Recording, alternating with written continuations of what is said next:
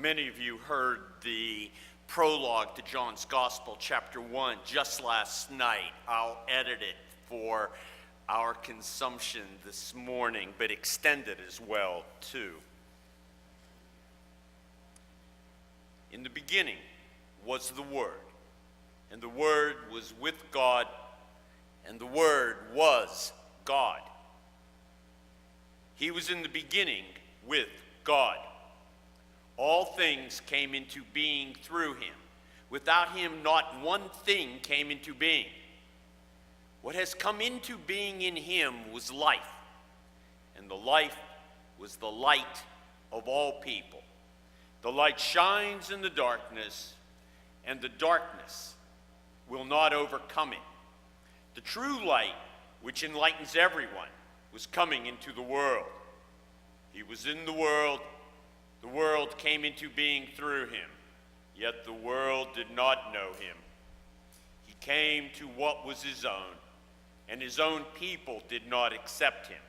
But to all who received him, who believed in his name, he gave power to become children of God, who were born not of blood or the will of the flesh, or the will of human beings, but of God. And the Word became flesh and lived among us. And we have seen his glory, the glory as of a Father's only Son, full of grace and truth. From his fullness we have all received grace upon grace. No one has ever seen God. It is God, the only Son, close to the Father's heart, who has made God known. The reading ends here.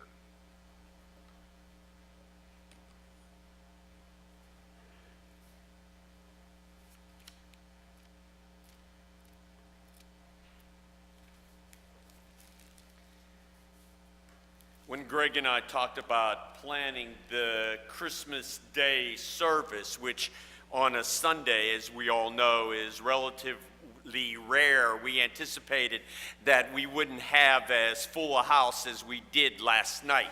So I decided that with the folks who are here, we can afford to get a little bit more sophisticated this morning to talk about the meaning of Christmas in a more sophisticated way.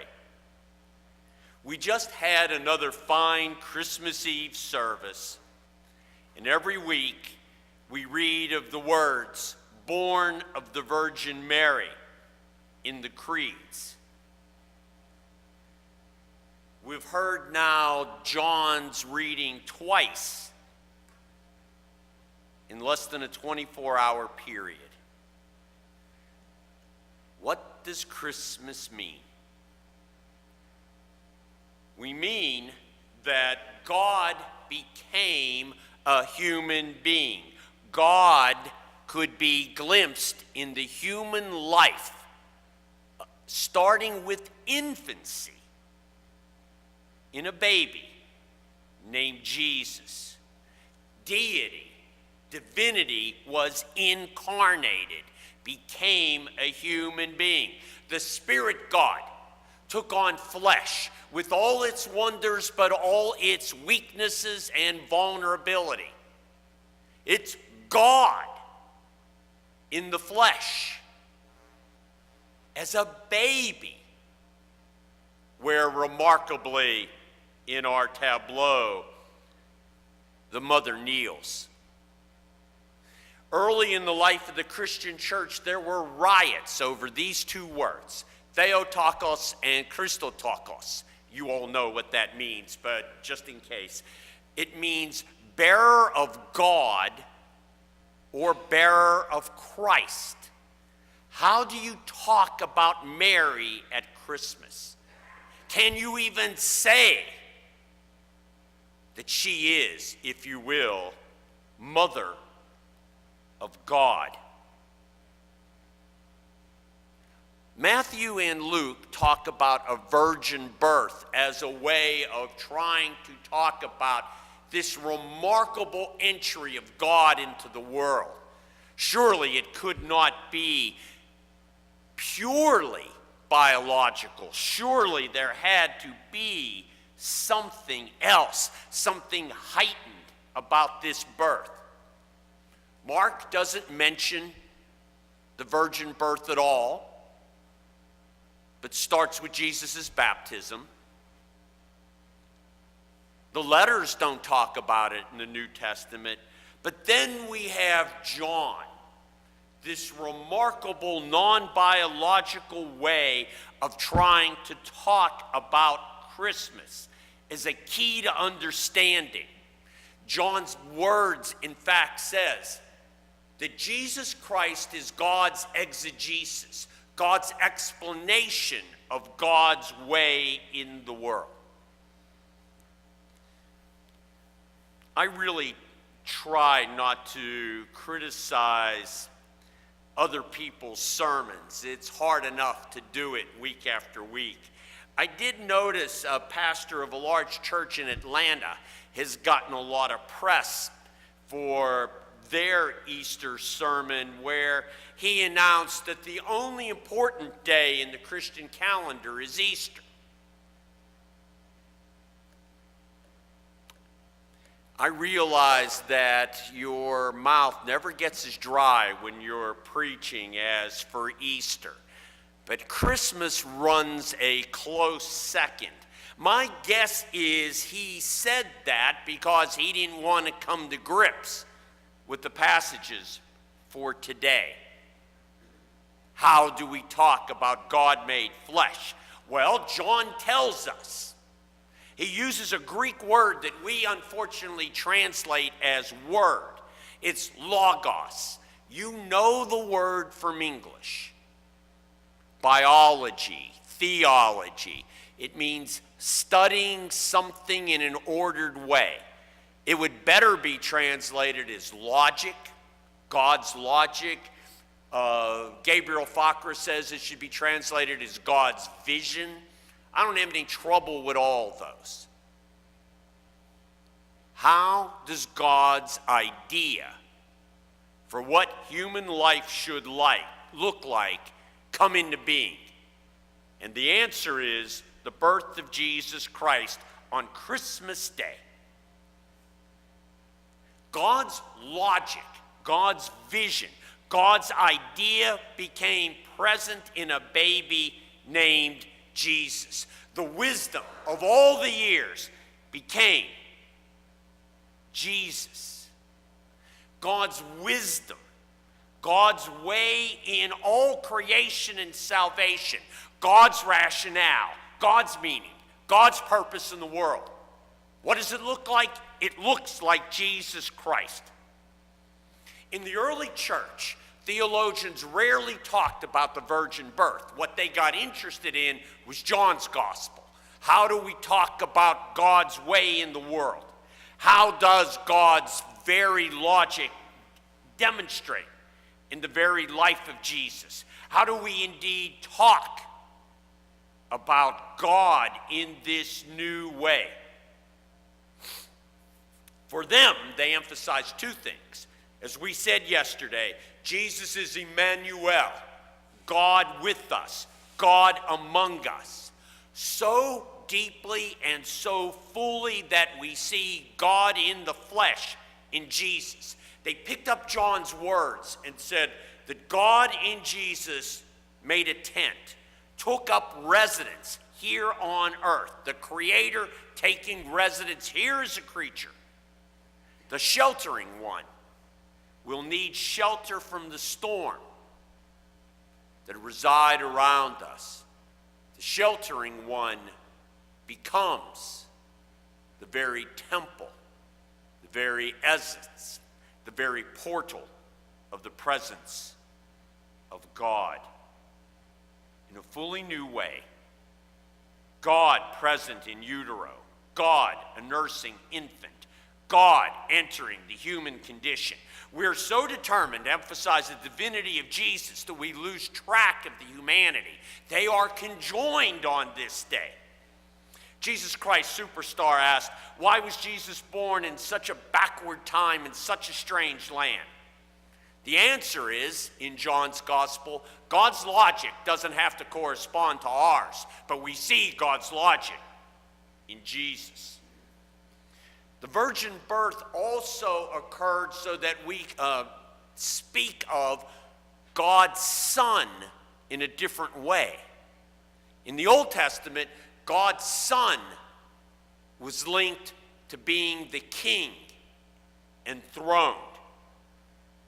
The virgin birth extends that and offers, as John's gospel tells us, this remarkable thing. And hear it on Christmas, because Jesus is God's Son. All of us can be called children of God. The word son in the Old Testament was a special relationship. It didn't talk about biology, but at the same time it talks about that one day Jesus, the humble one, will be enthroned. Hebrews realized very early that we want to make Jesus more angelic than human, more spiritual and less physical. And it goes through great lengths to say angels are messengers and divine spirits, but even they are less than the one called Son. The earthly Jesus is, to quote it, more excellent than the angels. The earthly Jesus, a creation, is of the highest spiritual order. The claim seems foolish. How can incorruptible spirit be higher? One would dare say, how can incorruptible spirit be trumped by weak and mortal flesh? How can God's Son be vulnerable and weak? The answer always was so that death can be shown in the end, to be weak in the face of life itself. And even here, John gives us a deep and abiding spiritual clue. The great antithesis of life and death is answered in Jesus, and it's shown symbolically in another antithesis, light and dark. John calls it light and dark. Hebrews calls it radiance and reflection. Again, if I can find it, hear how they put it so elegantly. The Son is appointed heir of all things, even though he created the worlds. The Son is the reflection of God's glory and the exact imprint of God's very being. And the Son sustains all things by his powerful word. And he sits enthroned at the right hand, superior to the angels.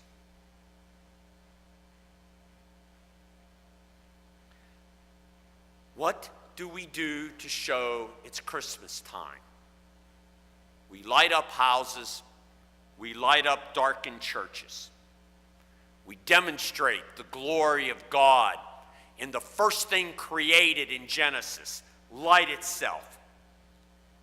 That radiance, God's radiance, is not any less when it's in the form of Jesus as an infant or an adult. And that radiance was shown in the entire life of Jesus, of teaching and healing, an attitude that spoke Christmas in action.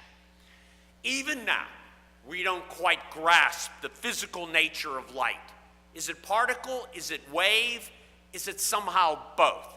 Even now, we are only now trying to probe a pervading force in the universe that is called dark matter. This morning, I forgot that we were celebrating communion, but I'll close with this. Remember that Jesus was born in Bethlehem. I think that is no accident. Not only is it the birthplace of David, the one to whom the Messiah, the anointed one, points. Bethlehem means house of bread. This Christmas morning, we're getting a spiritual Christmas feast in communion. This morning, just as the Logos, the logic of God, was united with Jesus, we incorporate that self-same life into our own lives, into communion. We take that light into our own lives. Edith Wharton said this: in response to the light, we have two choices: to be the light or to reflect it. In communion, we do both.